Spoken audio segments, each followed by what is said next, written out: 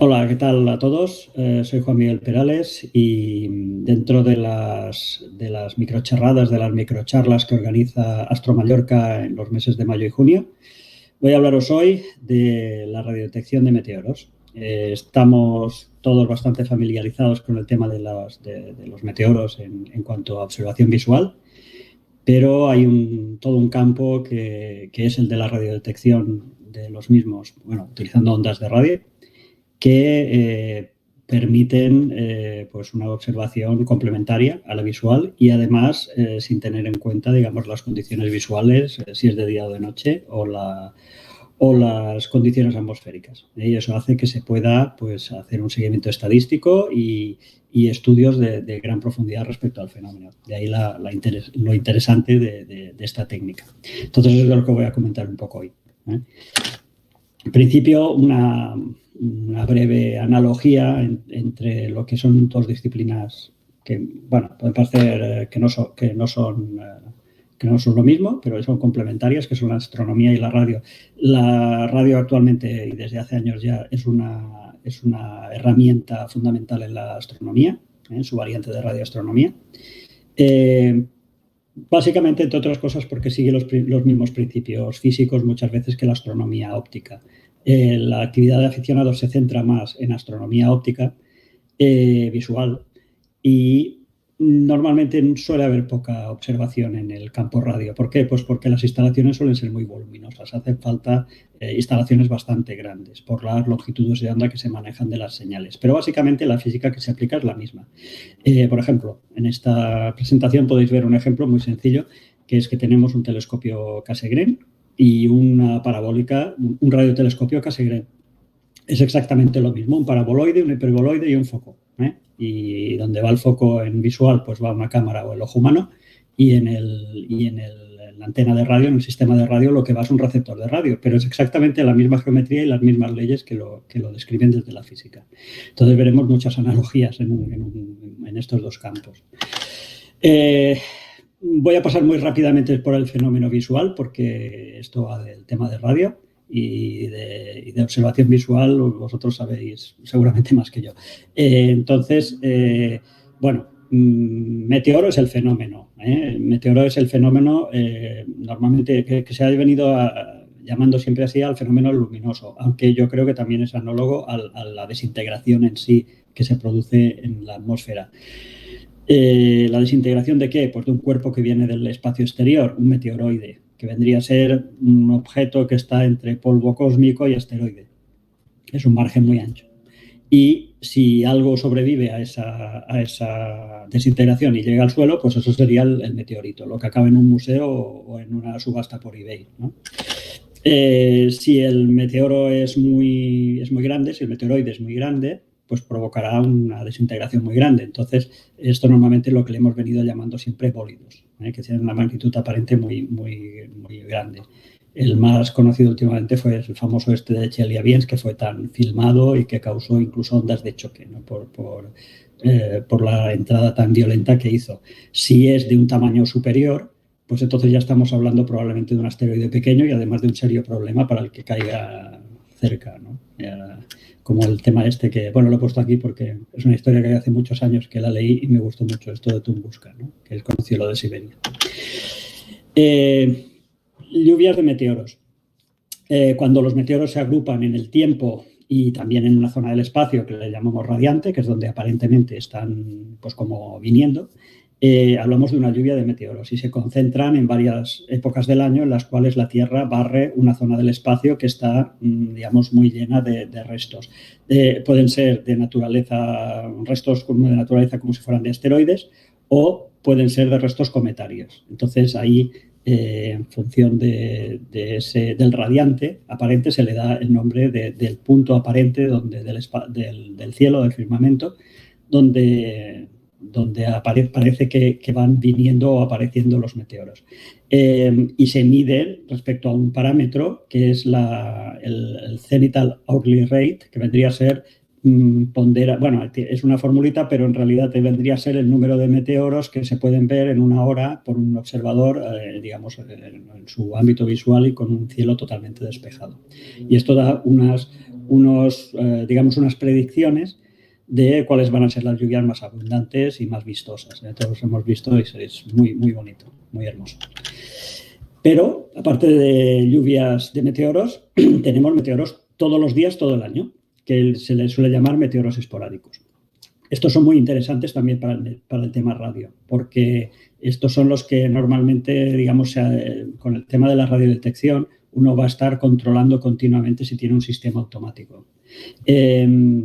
¿Por qué hay meteoros, digamos, todo el año? Pues porque la Tierra, cuando se mueve a lo largo de su órbita, va barriendo el espacio y en ese movimiento de barrido lo que hace es ir chocando o recogiendo todo el material que encuentra. Todo eso va entrando en la atmósfera y son esos meteoros que vienen continuamente, aunque no haya, digamos, no estemos en medio de una lluvia propiamente dicha.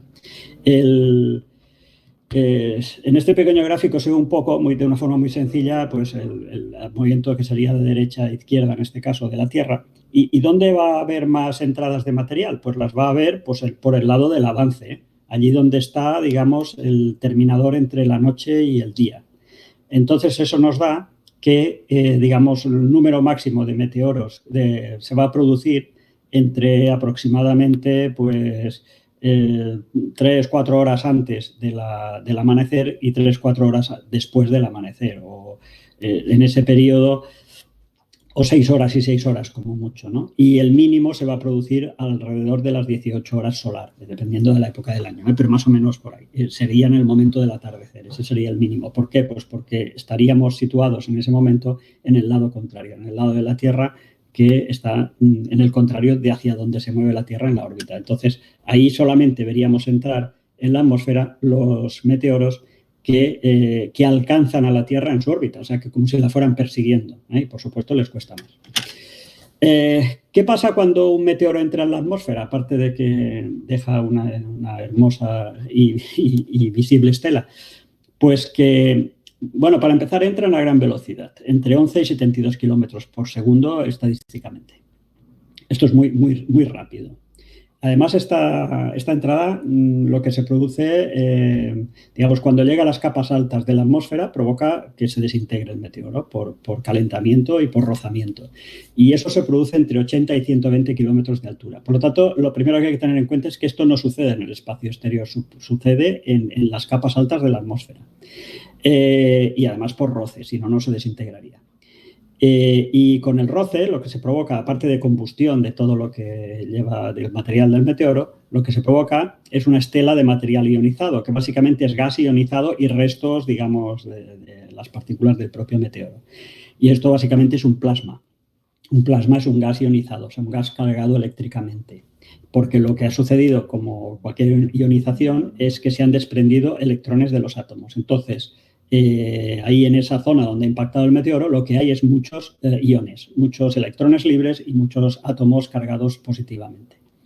Y eso, a efectos de señales de radio, es prácticamente como si fuera una superficie de metal. O sea, va a reflejar las ondas de radio, es un reflector, mientras dure esa ionización. Cuando se recombinan los átomos, porque evidentemente eso tiende a irse recombinando, pues entonces desaparecerá la ionización y desaparecerá la reflexión.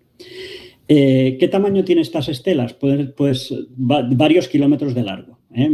Lo que tarde prácticamente el meteoroide, en desintegrarse. Y inicialmente el diámetro es relativamente pequeño, del orden de menos de 1 metro o poco más de 1 metro. Pero ¿qué pasa? Que esto es aire ionizado, un aire muy enrarecido, pero aire.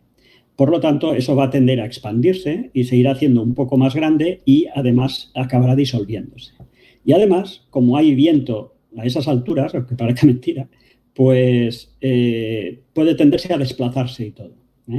Estas estelas, a efectos digamos, de ser detectadas mediante radio, van a durar entre 1 segundo y pocos segundos normalmente, aunque a veces hay alguna duración bastante más espectacular. Aquí hay un gráfico que os he puesto donde se ve pues, que habría una estación transmisora, por decirlo de alguna forma, que transmitiría una señal que sería reflejada en la cola del meteoro, la estela, y sería recibida a gran distancia. Se pueden conseguir sin mucha dificultad rebotes a cerca de 2.000 kilómetros de distancia. Este es alto, o sea que se pueden detectar desde gran distancia. Esto en comunicaciones se llama forward scatter, que vendría a ser dispersión hacia adelante, dispersión de la señal. Como además está está producido por meteoros, el término más habitual es meteor scatter, o sea, dispersión meteórica se llama. ¿Ventaja del sistema de radio? Pues que esto es independiente, como hemos dicho antes, de las condiciones visuales. Si está nublado o es de día, no pasa absolutamente nada, se va a poder detectar exactamente igual. Bueno, y esto es el fenómeno descrito en sí. Básicamente esto vendría a ser como un radar. Por lo tanto, un radar en un radar normalmente lo que vas a tener es que la transmisión y la recepción se hace desde la misma antena. Ahora transmito y además recibo por la misma. Pero también se puede hacer con dos antenas, una transmitiendo y otra recibiendo, separadas exactamente como está aquí en el gráfico. De hecho, es habitual hacerlo así. Bueno, dos temas a tener en cuenta que tienen que ver con la ionización y la detección, que son la velocidad de entrada y la masa de los meteoroides cuando entran. Estadísticamente, la velocidad de entrada está entre 11 y 72 kilómetros por segundo. ¿Por qué? Pues porque la Tierra en su movimiento a través de su órbita heliocéntrica se mueve aproximadamente a 30 kilómetros por segundo. Y la velocidad de escape de un cuerpo en el sistema solar es del orden de 42 kilómetros por segundo. Entonces, digamos que en el mejor y peor de los casos, si un meteoroide que venga de frente, por decirlo coloquialmente, hacia la Tierra, por la cara en la que la Tierra se está avanzando, se van a sumar las velocidades. Esos 30 kilómetros por segundo se van a sumar al más rápido que pudiera ser que viniera en esa dirección, como mucho serían 42 kilómetros por segundo. Entonces, esa velocidad relativa de entrada en la atmósfera sería del orden de 72 kilómetros. Y al revés, en el caso contrario, si un meteoroide alcanza a la Tierra por la parte, digamos, contraria al movimiento de la Tierra en su avance, pues la va a tener que pillar. Por decirlo de alguna forma fácil, si el meteoroide se moviera a 29 kilómetros por segundo, no la va a pillar, porque la Tierra se mueve a 30. Por lo tanto, un meteoroide que entre a 32 va a hacer una entrada a 2 kilómetros por segundo, va a ser muy lento. Y si entra a gran velocidad, máximo 42, pues la diferencia va a ser 11-12 kilómetros por segundo como mucho. Por lo tanto, las reflexiones más importantes se van a dar por el lado del avance de la Tierra, o sea, otra vez en la zona, digamos, por donde está el amanecer. Y las más lentas en la zona donde está el atardecer. Esto es la teoría, porque se basa en que creemos que en el sistema solar es difícil que haya cuerpos que se muevan a velocidad mayor que la velocidad de escape, porque se supone que ya se habrán ido hace tiempo del sistema solar. El Sol no los habrá atrapado en su órbita. Pero puede ser perfectamente que venga un cuerpo del espacio exterior a mucha más velocidad, que no vaya a ser atrapado por la gravedad solar y que justamente se lo encuentre la Tierra en su camino. Entonces, pues podemos tener un serio problema si el cuerpo es importante o es grande, ¿no? Pero podría haber digamos, una entrada a mucha más velocidad. Importancia de todo esto, que cuanto mayor sea la velocidad, más ionización va a haber, más importante va a ser la reflexión. Esto es lo que os he comentado antes en un diagrama un poco de mucho colorido, pero básicamente en las columnas de más a la derecha, esto es una distribución horaria de meteoros, de una lluvia de las Virgínidas hechas desde el Reino Unido en un día concreto del mes de marzo, en un mes concreto que fue en marzo del 2008, y entonces vemos, por ejemplo, que el día 31, que era un día de los de pico, pues la mayor parte de ecos, que sería el color rojo, o los colores naranja-rojo, se están produciendo entre las 00 y las 12 horas, o sea, entre las 12 de la noche y las 12 del mediodía. Y luego por la tarde cae bastante el número de meteoros en entrada. Esto es el efecto de movimiento de la Tierra en su órbita y por dónde entran los meteoros, o si alcanzan o no la Tierra. Tema interesante también es qué pesa un meteoroide. Se estima, por ahí he visto algún dato que dice que en la Tierra caen en la atmósfera aproximadamente unas 100 toneladas cada día de material del espacio, que es mucho. La mayor parte son partículas microscópicas. Si uno lo mira aquí, la masa, bueno, hay un estudio aquí que nos da que la masa puede oscilar entre 10 elevado a menos 7 gramos, que sería una 10 millonésima de gramo, creo, o 10 elevado a 4 gramos, que serían 10 kilos.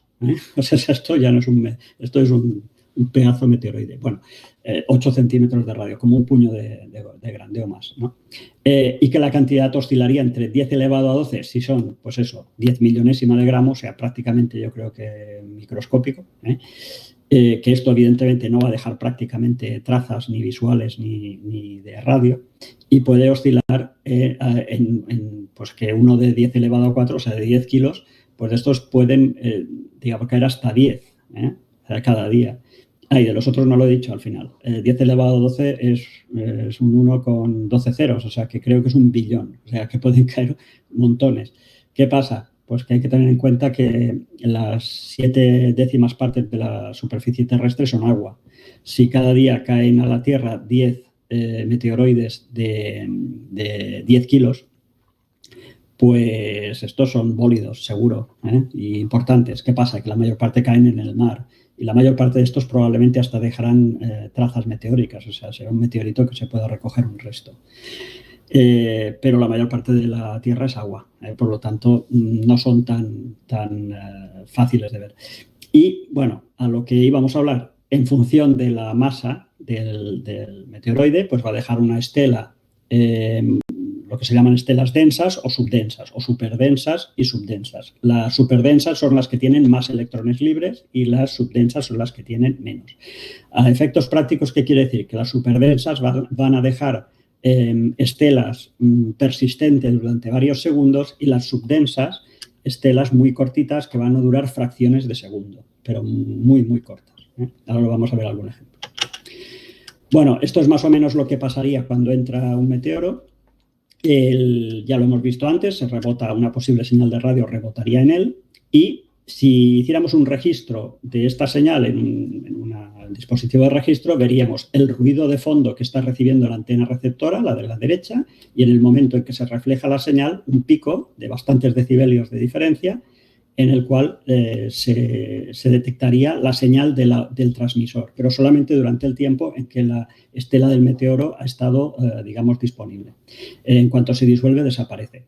¿En qué frecuencias se produce esto? Pues se utilizan frecuencias del orden entre 30 y 150 megahercios. Cuando yo era pequeño hablábamos de megaciclos por segundo, que a mí esto me gustaba mucho, pero ya hace años que nos hemos vuelto más estándar y es megahercios.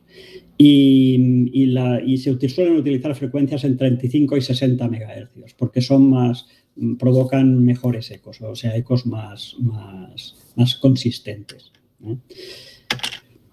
La cosa no es, aquello era muy simplificado. En la realidad, ¿qué pasa? Pues que la estela no es una raya ni una cosa muy puntual, sino que es una zona que va creando, y que además, como es larga, hemos dicho que puede tener bastantes kilómetros de largo, mientras la estela sea persistente, pues lo que es la señal de radio se va a reflejar en varios puntos de esta estela. Además, se puede dar perfectamente que el viento la mueva. Por lo tanto, se va a producir una señal que va a ser la de la derecha, que, como veis, es una cosa que va oscilando. Luego la veremos de verdad, porque hay un ejemplo que tengo adelante que se ve bastante bien esta oscilación. Y esta oscilación se debe, pues, a las múltiples reflexiones a lo largo de, digamos, un frente de onda, que es el meteoro, o de un frente, digamos, de reflexión, perdón, que es esto que se llama zona de Fresnel, que está aquí, que es una zona de Fresnel es donde se produce una propagación o una reflexión de una señal de radio. Y esto produce estas oscilaciones porque en la antena receptora se van sumando y restando las señales que llegan por diferentes caminos. Vendría a ser lo que se llama fading o algo así en términos de el desvanecimiento de la señal. Otra cosa curiosa es que como el meteoro se mueve, obviamente, se está trasladando, y la estela también, con el viento, es fácilmente detectable un efecto Doppler, o sea, un efecto de variación de la frecuencia de la señal que se recibe. Esto es, el efecto Doppler ya sabéis lo que es, y es que es aquello del tren que cuando si toca el silbato, suena, va variando el tono a medida si se acerca o se aleja. Y eso es porque el efecto de que se van comprimiendo las ondas o luego se van expandiendo. Y si se comprimen, la frecuencia sube, y si se expanden, se separan, baja. Y es el mismo fenómeno por el cual se detecta el corrimiento del rojo al azul de las estrellas. Es exactamente lo mismo. Bueno, si queremos hacer un seguimiento sistemático, aparte de esa descripción de que hay ecos y tal, pues lo que vamos a necesitar es un sistema de radar, un sistema que cuente y que los posicione y que además sea capaz de trazar sus órbitas y que saque toda la información posible. En base al movimiento de la señal se puede detectar la trayectoria. En base a una triangulación entre varias estaciones o varios receptores se puede conocer exactamente su posición en el cielo. Y en base a la intensidad de la señal se puede estimar bastante bien la masa del meteoroide. Pues hemos visto que, y la velocidad, y hay toda una serie de cálculos, hay una parte que es empírica y otra que está muy bien definida en estudios que se han estado haciendo. Hay bastantes radares en el mundo que recogen esta información, algunos tienen la información accesible desde Internet. Este es el de Oulu, que está en Finlandia, y que da información diaria. Como veis aquí, los picos se agrupan alrededor de recepción, se agrupan alrededor de las 6 de la mañana, hora solar, y está contando del orden de 200 por hora. Y bueno, esto no sé qué día era, pero en el 2 de mayo. Bueno, no sé, ahora mismo no sé si correspondía a ninguna lluvia, pero bueno, es habitual. Los radares son potentes, transmiten una señal potente, por lo tanto detectan muchos meteoroides pequeños. ¿Cómo lo hacen? Pues lo hacen por el mismo sistema de antes, pero utilizando muchas antenas receptoras. Aquí a la derecha se ve. A la derecha hay no solo el transmisor, pero lo pone transmisor y varias antenas repartidas. Estas antenas reciben la señal con un determinado desfase y analizando, y esto ya es procesado de señal, esto ya son ordenadores, lo que hacen es decir, pues si esta señal tengo aquí en esta antena y esta señal en esta otra antena, hace una composición y te calcula la trayectoria y la posición aparente del eco. Es un sistema pues, parecido a los interferómetros. Al final, más o menos en este tipo de técnicas se emplea siempre, digamos, varias instalaciones receptoras que permiten un lóbulo de recepción en este caso y que te permite ver pues en qué posición estaba el meteoro. Las antenas además son muy extrañas porque apuntan hacia el cenit. Aquí se ve una, no sé si se ve muy bien en la foto, este debe estar también por allí, se decía que era Finlandia. Básicamente lo que hay de antena es esta cruz que hay arriba. Es dos antenas dipolo cruzadas. Y lo de abajo no es en realidad la antena, es otra cruz de estas y es, digamos, unos reflectores. Esta antena está enfocada hacia el cenit, está mirando hacia arriba y prácticamente cero hacia el horizonte. Con lo cual está recibiendo, por decirlo de alguna forma, los ecos que se produzcan encima de la antena, aunque se puede hacer también hacia el horizonte. Este es otro radar que da mucha información, que es el SkyMet. También se puede encontrar en Internet. Y bueno, se ve aquí, esto era el mes de mayo también, y vemos que está hablando de verdaderas montones de reflexiones. Está hablando de 0,8 por 10 a la 3, o sea, 800 reflexiones por hora. Es muchísimo.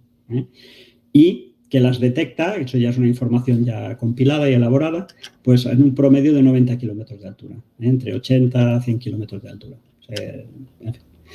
Como veis, para hacer un seguimiento sistemático, pues ya estamos hablando de instalaciones de radio, digamos tipo radar más bien, o sea, transmisor-receptor, y luego de todo un procesado de estas señales y estas informaciones. Bueno, más o menos lo que hemos hablado antes también, el número de reflexiones, esto es un caso de unas Perseidas, pues prácticamente 200 de más de un segundo, casi 200 en una hora y del orden de 150 de menos de una hora. Esto era una lluvia de las Perseidas. Hay muchos datos de Perseidas, yo supongo porque en verano hay mucha gente que se puede dedicar a hacer estas cosas. ¿Qué necesitamos para poder recibirlo? Pues lo que necesitamos es un sistema de recepción de radio. Es lo de la izquierda. Necesitamos una antena, necesitamos un receptor de radio y necesitamos un ordenador y un software que nos procese la señal. El procesado de la señal básicamente es una transformación de Fourier. Es coger la señal y descomponerla en su espectro y ver las componentes. ¿Y esta señal qué es? Pues básicamente es audio. Es lo que oiríamos por el altavoz del aparato. Se lo metemos a un ordenador y este ordenador lo que hace es darnos una información de forma numérica o en forma, digamos, visual, algo que sea fácilmente interpretable. Lo de la derecha es lo mismo, pero es un radiotelescopio. Pero si veis es exactamente lo mismo. Es una antena más grande, pero una antena, un receptor más caro seguramente y más sofisticado, pero un receptor, y un software y un hardware de análisis, lo mismo. Por lo tanto, lo de la izquierda también es un radiotelescopio. No hay una diferencia conceptual. El de la izquierda sería un refractor de 80 y el de la derecha sería el telescopio de no sé qué observatorio de Chile, ¿no? Pero si hiciéramos la analogía en visual. Pero básicamente es lo mismo, ¿eh? Por lo tanto, lo de la izquierda es un pequeño radiotelescopio. Es algo interesante a tener en cuenta. Esto es pues, una instalación doméstica para hacer eso. He puesto aquí en la práctica un sistema simple, puede ser un tanto aparatoso, pueden salir muchos cables, como podéis ver, un poco desordenados, pero funcionan. Y la antena de la derecha pues cabe más o menos en un comedor de una casa normal, ¿eh? Pero igual no cabe, igual hay que abrir la puerta. O puede ser muy aparatosos. La de la derecha es una instalación que está aquí en Mallorca y que la utiliza un conocido mío para comunicaciones básicamente por luna, a través de tierra, luna, tierra, y también dispersión meteórica. Y cada una de estas 8 antenas que están aquí arriba pues tiene 10 metros de largo. O sea que esto tiene aproximadamente unos 200 metros cuadrados en planta. Y la de la izquierda es una antena también de una instalación de aficionado, que básicamente ya se parece más a un radiotelescopio, es una parabólica de unos 10 metros de diámetro y que, bueno, esto ya se utilizaría para frecuencias más altas, pero bueno, vemos la magnitud. O sea, no se puede complicar la vida todo lo que quiera. Y algunos ejemplos prácticos. Esto lo habréis visto alguno de vosotros, quizás lo recordaréis. Yo lo puse este año en las Perseidas porque estaba jugando con estas cosas. Y aquí tenemos algunos ecos de meteoro. El software que se utiliza para esto hay muchos. Ahí se pueden utilizar varios tipos de software diferentes, todavía para toda una charla. Pero en principio es un software que lo que hace es decodificar la señal y presentarla de forma gráfica. Si veis, aquí hay 2 bandas azules y cada una de ellas son unos 15 segundos de audio, de recepción. Y los números de arriba son segundos. Entonces, si veis, esta trama y lo de arriba serían los 15 primeros segundos y lo de abajo los 15 segundos, la segunda pasada de 15 segundos. Y esto se va repitiendo cada 15 segundos. Si veis la señal de abajo, esto es una reflexión de una transmisión de una estación de Alemania recibida aquí en Mallorca en el momento de la caída de un meteoro durante las Perseidas. Y tiene esta forma que yo os decía antes, que hace como una oscilación y que es debida al movimiento de la traza del meteoro. Esta es bastante consistente, tiene prácticamente un segundo de duración. Y luego hay algunas más cortitas, que es lo que se viene, esto se le suele llamar burst, ráfaga. Estas de 1 segundo, 2 segundos como mucho. Y luego hay 2 más cortitas, que son que tienen menos, vamos, una fracción de segundo, milésimas de segundo. Esto se le suele llamar pings. Es un ya argot, pero bueno, es interesante. Esta es mucho más consistente. La de la derecha son 2 segundos con un señalón, o sea, una reflexión muy potente de una señal de una transmisión hecha desde Alemania y recibida en Mallorca. Como veis por la fecha, que en la foto esto está capturado con el móvil, o sea, una foto a la pantalla del ordenador, y era el 10 de agosto del 2019 a las 10:56 UTC, o sea, a las 12:56 hora local, casi a la 1, y un eco pues, de un meteoro considerable.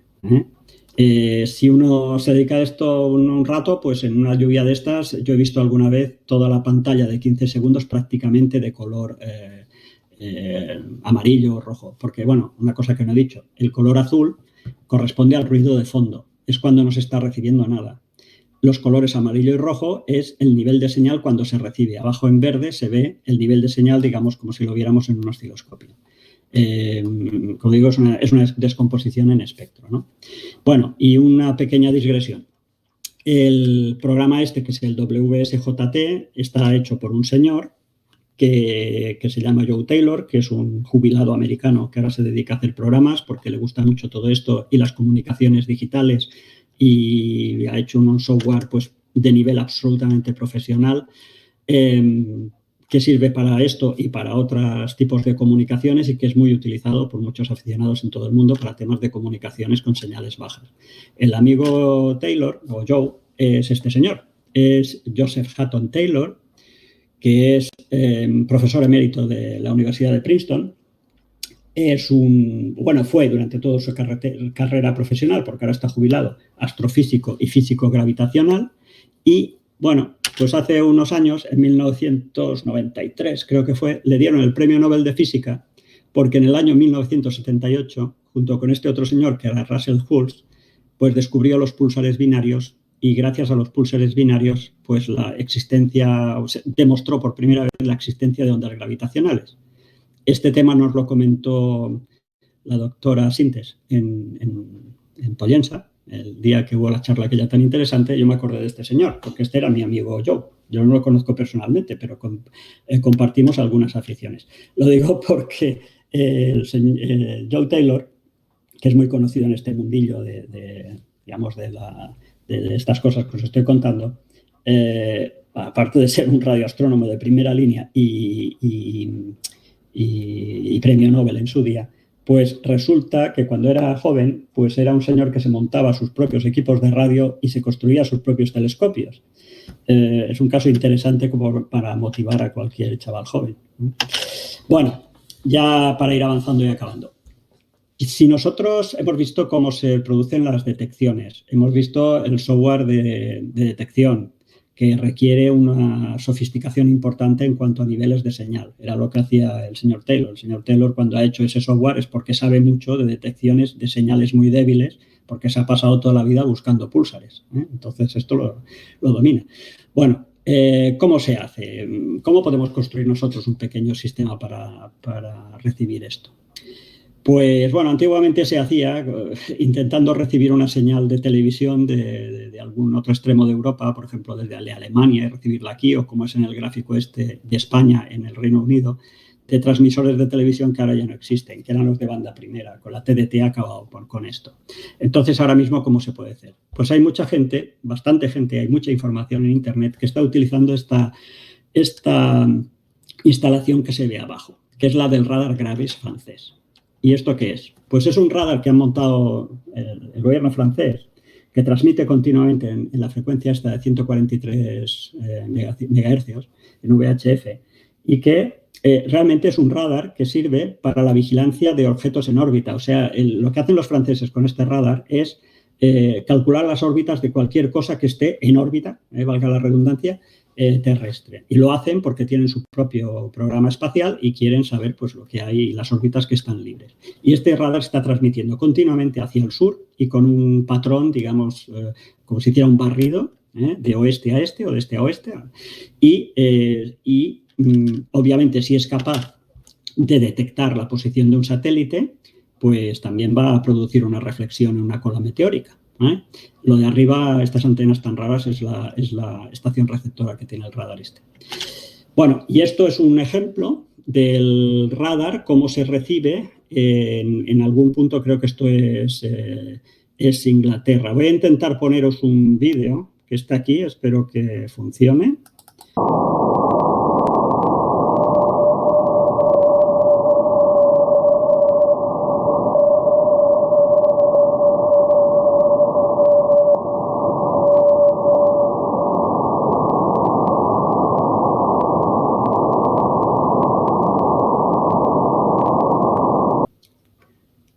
Bien, esto es más de lo mismo, es otra señal en otro software diferente, pero también durante unas Perseidas.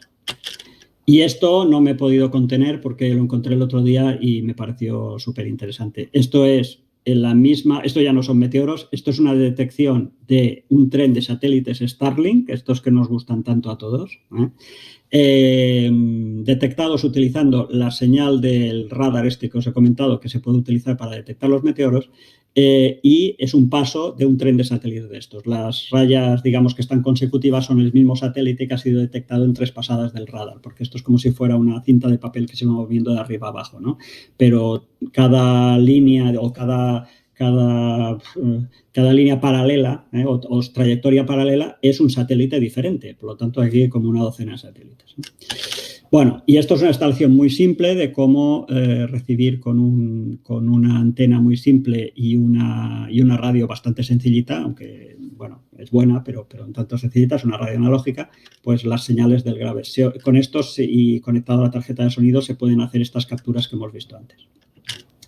Esto es muy interesante. Este es un software que ha salido no hace mucho, que es el ECOES, Que el eco es conectado a un chisme de estos USB que es un SDR, un SDR es radio definida por Software Defined Radio.